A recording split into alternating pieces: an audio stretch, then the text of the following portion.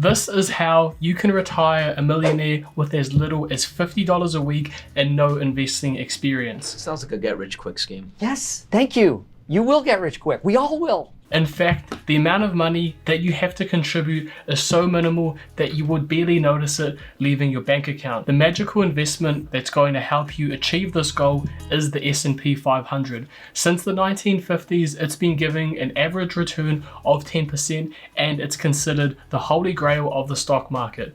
Billionaire investors like Warren Buffett strongly recommend that the S&P 500 is in every great investor's portfolio. On screen, you can see how much you'd have to invest to retire with $1 million, assuming your retirement age is 65, and of course the younger you are, the more time you have and the less money you have to contribute.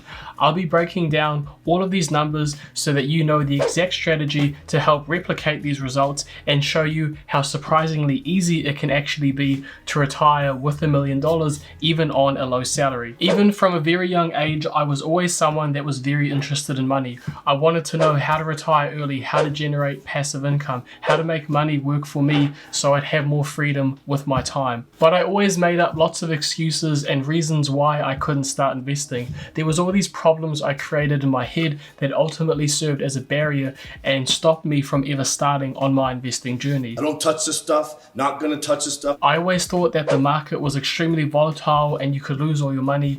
You'd have to spend hours researching companies, and it was critical that you found the next winning stock to take you to the moon. All of these excuses held me back, and the biggest regret that I have is not starting to invest earlier. Let me know down below in the comments, before you had started investing, what were your first impressions? Were you just as concerned as I was, or did you have a bit more understanding and knew how straightforward investing could actually be? So what exactly is the S&P 500 and how is it going to help you become a millionaire?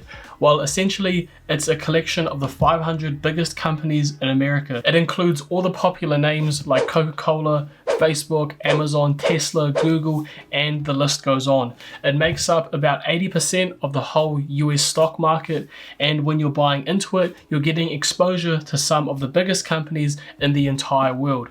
Now, the only problem with it is that you can't directly invest into the S&P 500 index. So what do? You have to get an ETF that tracks the index. Now, there's a few different providers, but the one that I personally go with is Vanguard.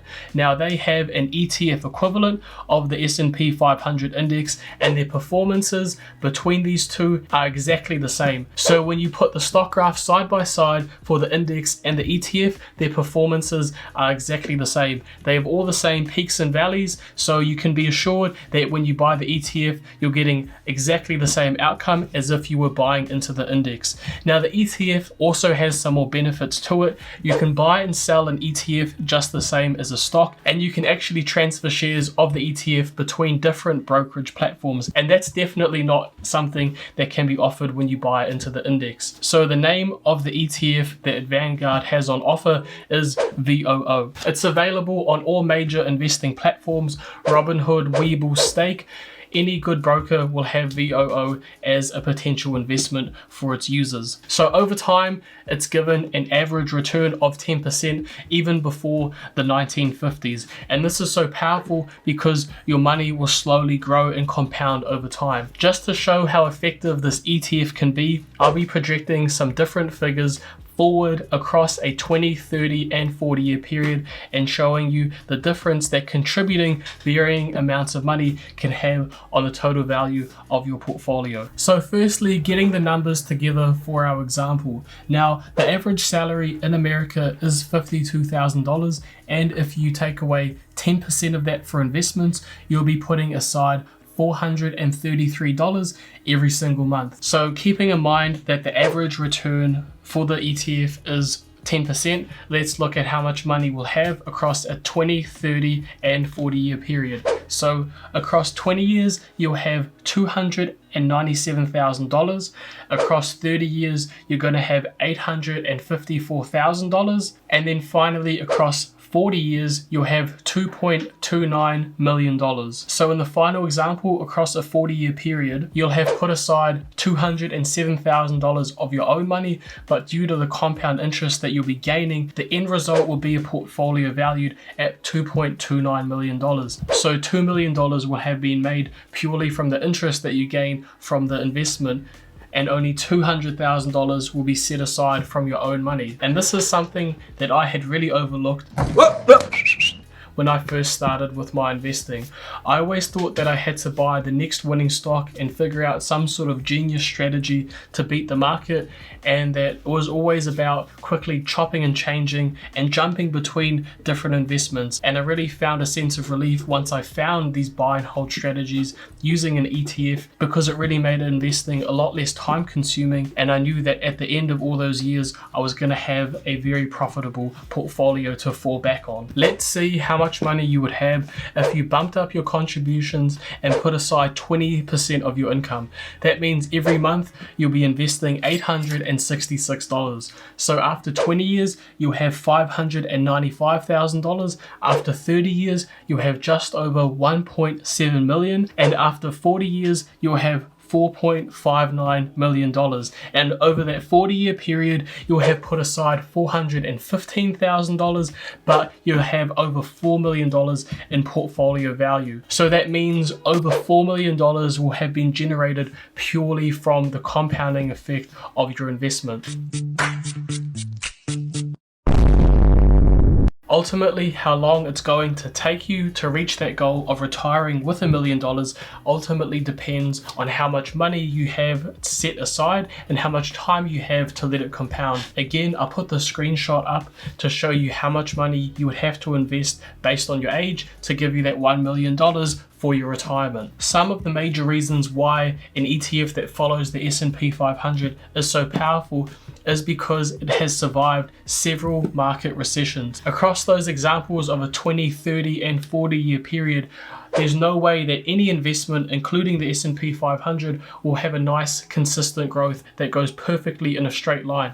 There's lots of peaks and valleys along the way, and as you can see here, there's been multiple recessions. In fact, recessions are completely normal. There's nothing strange about them, and they're actually quite common, and they happen on a routine basis. Since 1948, there have been 11 recessions, so roughly every 6 years we're going to have one. Based on some of the research created by Market Sentiment, I'll leave his article down below in the description, but on average a recession will only last 10 months and the average drop in overall stock market value is 29%. However, if you hold on to your investment for at least 1 year, 85% of the time you'll have made money, and if you hold on for 3 years, you'll be guaranteed to have made a profit. So if you just hold on to your investment, you're gonna be okay. And if you think about that, you're guaranteed have a positive return after 3 years. If you're thinking about this in a 20, 30, or 40-year period, you're most definitely going to always be making money in the stock market. You'll never find an investment that goes up in a perfectly straight line. There's always going to be dips and valleys along the way, and that's just completely normal. It's not a bad thing, and it's not something that you should be worried about. In fact, knowing how common everything is and roughly how often a recession happens, how long they normally last, and how much you're expected to have a drop in your portfolio, just make sure you know all these numbers and you can anticipate them and not be frightened when they happen. It's easy to get frightened by the news and media and read headlines talking about how almost the world is going to be ending if a recession happens. They're completely normal, and they're just a normal part of the economic cycle. If you're going to invest, you should be expecting that at some point in your investing career, you're going to lose 30% of your portfolio value. Now that's fine, it's not permanent, it's a small dip, and if you keep holding, then you'll be okay. But if you panic and sell, then you're actually going to be losing that 30%. I always used to read the news headlines and think that they were a valid representation of how the stock market was, but really they're just trying to sell a story. But of course, something negative happening typically grabs people's attention a lot more than something positive. You're never trying to time the market, and of course people can do day trading, but 90% of day traders actually lose money. There are a 10% minority who are profitable with day trading, but the vast majority of people are not going to be in that boat. So you need to have diamond hands and make sure that you hold on to your investment through thick and thin. The S&P 500 index and its ETF equivalent are also not actively managed. Now, actively managed funds often will never outperform the S&P 500 index, and all they really do is just suck extra money out of the investors. Even just a 2% fee can cause a massive drop in your total portfolio value. If you were investing $400 every month into VOO across a 30-year period with that 10% return, at the end of it, your portfolio would be valued at $546,000. However, you would have paid $278,000 in fees. So even that small 2% fee can really eat away at your profits, and you're not really going to be getting much out of it. So you'll be losing money both on the fees, and most likely you won't have outperformed the S&P 500 anyway. So you're just paying another person money for nothing when you could just be investing it on your own. And finally, the average return of 10% is unmatched by any savings account. If you're with a bank, at a push, you might get a savings account that gives you 2%, but that's really nothing compared to investing into something like VOO. If we take a look at that same example of putting $400 a month into VOO at the average return of 10% for a 30-year period, in comparison to an average return of 2%, which is what you would get with a savings account. With VOO, you would have $789,000, and with the savings account at 2%, you would have just over $190,000. So there's a $594,000 difference between the two. So you can clearly see how much better something like VOO will be in the long run, and how really just a savings account with a bank is more of a trap, just to make sure you leave your money with the bank by promising you the idea or the perception that you're somehow going to be rewarded for it. Now that you know how to retire a millionaire from VOO, you might be interested in learning about some other ETF options, some that are high growth and some that give you a very strong dividend yield. Check out this video on screen so you can learn more about the potential ETF investing options that are out there.